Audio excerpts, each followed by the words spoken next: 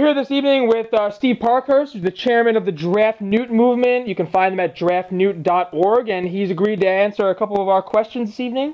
And the first couple questions are about the Draft Newt movement. And the first one is, and I know this is on your website, but maybe some of our readers haven't gone there yet. And the first question I'm sure a lot of people are wondering about is Newt Gingrich affiliated with the Draft Newt movement?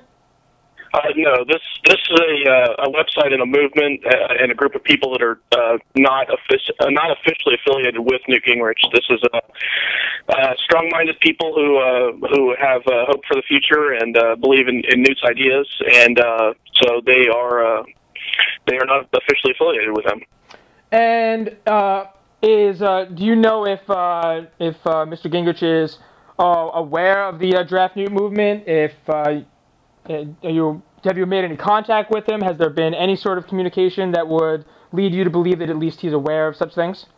Yeah, I would say that he's aware of it. We've had communication, kind of people who are friends of his who say, who will drop email comments and stuff like that just to tell us to, keep up the good work, or they'll comment on some of the videos that we have up on the website or comments on the blog.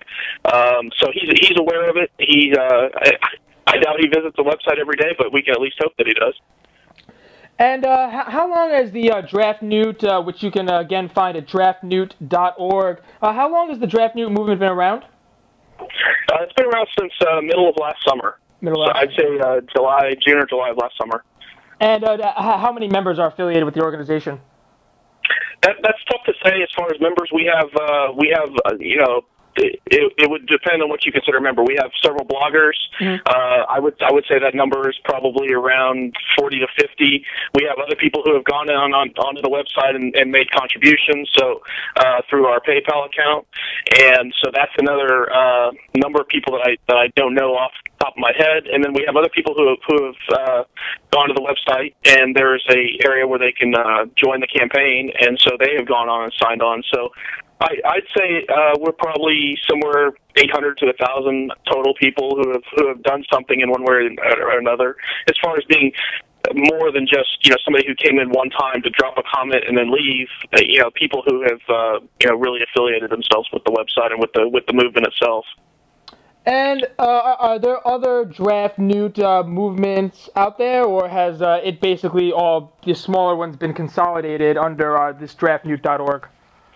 I'd say the smaller ones have been consolidated. In fact, I had a site of my own before, and interestingly, I don't think anybody with Draft Newt actually knew about it. But I had a website of my own with links to Draft Newt, and mine was more of a state thing where I was trying to get people from the state of Texas to come to mine, make comments, but also funnel them right to Draft Newt before I ever had any consideration for the campaign manager position. So I would say that if there are other movements that they're kind of feeding everybody to us, I don't think there are any other renegade movements, if you want to call them that. And with such a large membership, and you seem to be active, are there any particular achievements that you're proud of that this organization has accomplished so far? Well, if you want to get really specific, I'm really happy with, a lot of people, I would have thought that a lot of the people who were involved in this would have been people who were, say, kind of from that 94 to 99 speakership era, so to speak, from Speaker Gingrich when he took over as Speaker and then when he resigned and left Congress. But surprisingly, we have a lot of college students, and we've had high school students who have gotten involved. And it's just interesting because these are people they're going to events like Young America's Foundation summer programs, and they're going to other programs where Newt speaks, or they go to CPAC, for instance, and Newt gave a great speech at CPAC last month, or earlier this month. And so that's really what's encouraging, is that there's a whole a newer movement of Newt supporters coming up. That it's like he was very popular. He was a leader for a while, and you would have thought that would have kind of been the generation. But here you have people literally 8 to 10 years later who are signing up to get involved with him, and that's great. It really speaks a lot to the message that Newt carries every time that he speaks. And I know that you had recently issued a press release, indicating that you had exceeded your fundraising goals, and you really weren't comfortable about identifying the specifics in terms of numbers, but we were hoping you could talk a little bit about what factors at least went into determining and setting those fundraiser goals for your organization. Yeah, the goals were based on. I definitely don't want to get too specific, and we're not required to report totals, so I don't want to get into doing that. Yeah, we're not asking about any numbers. More in terms of, I guess, calculus and what sort of things you valued as the campaign manager of this organization to when you were setting out your goals. What sort of factors you were considering? Right, and let me say that this transfer where I took over for David Kralik, who stepped down earlier this week. This just happened this week. So basically the way it's been portrayed to me is that they had goals based on what they were trying to do, what they were trying to, as far as web advertising and that sort of thing, what they were trying to bring in so that they could continue to keep advertising and keep the website alive and that sort of thing. So with each step, with each again, I don't want to get into specifics of what all we've done or what they did before I came on board, but for each step of the way, there was kind of a basic, let's do this, and this should bring in this amount. And from what I understand, and basically from the totals that I can see, where they had projections of what they hoped for, and then what actually came in, it's been much better than anybody had anticipated.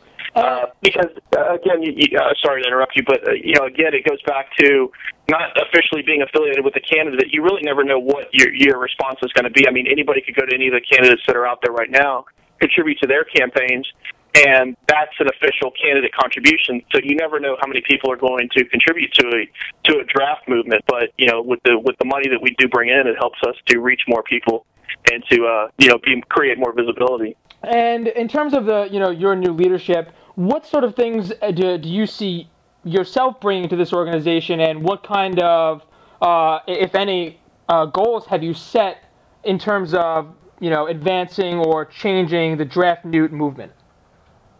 Well, I'm as far as personal goals, I hope to see Speaker Gingrich be President Gingrich sworn in on January 20th of 2009.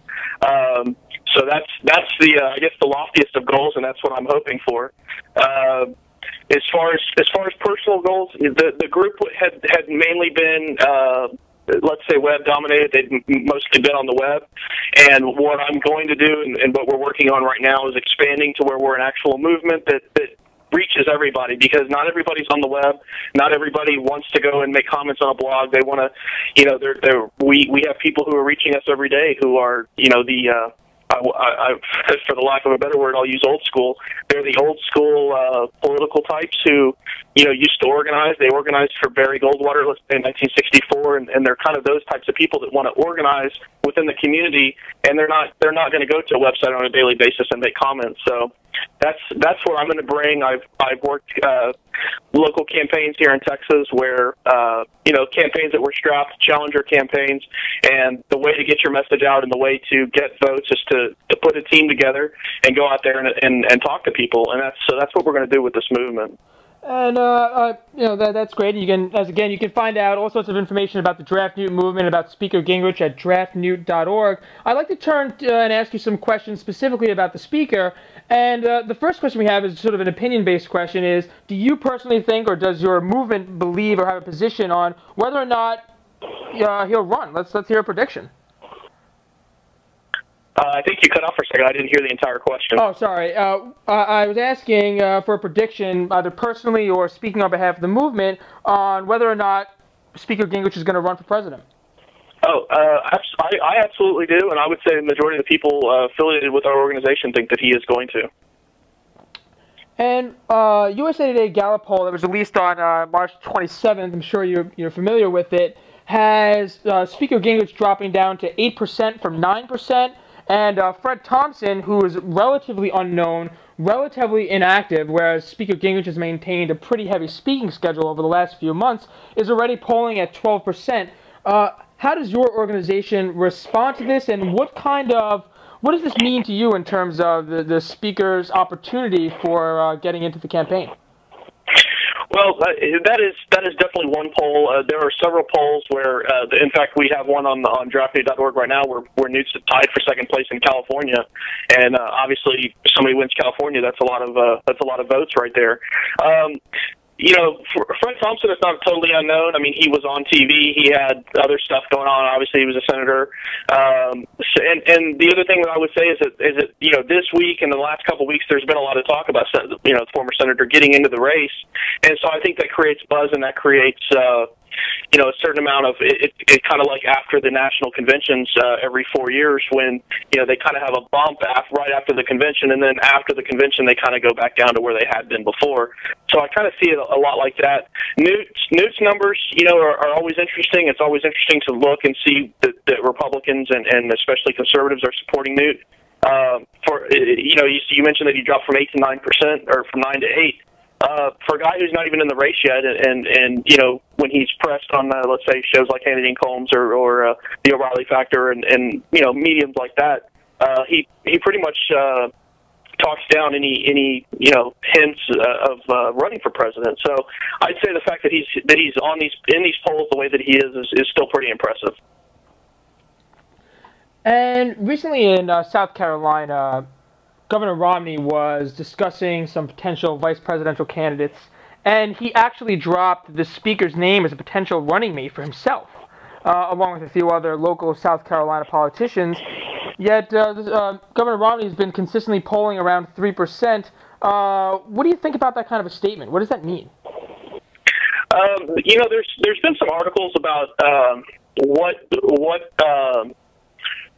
Governor Romney was saying at that time, and he kind of just dropped those names based on the question that he was asked. So I don't put much stock into it. I mean, it was kind of comical. I mean, we've had a couple comments to us about, you know, the fact, and there's, I think, Red State on their website, they're talking about the fact that Romney is you know, listing Newt as a vice presidential candidate, yet he's polling below Newt in several polls. So it's interesting. I don't put much stock into it. I definitely don't put much stock into people talking about VP when we are you know, 18 months away from Election Day, but you know, we're still well over a year out from vice presidential selection time.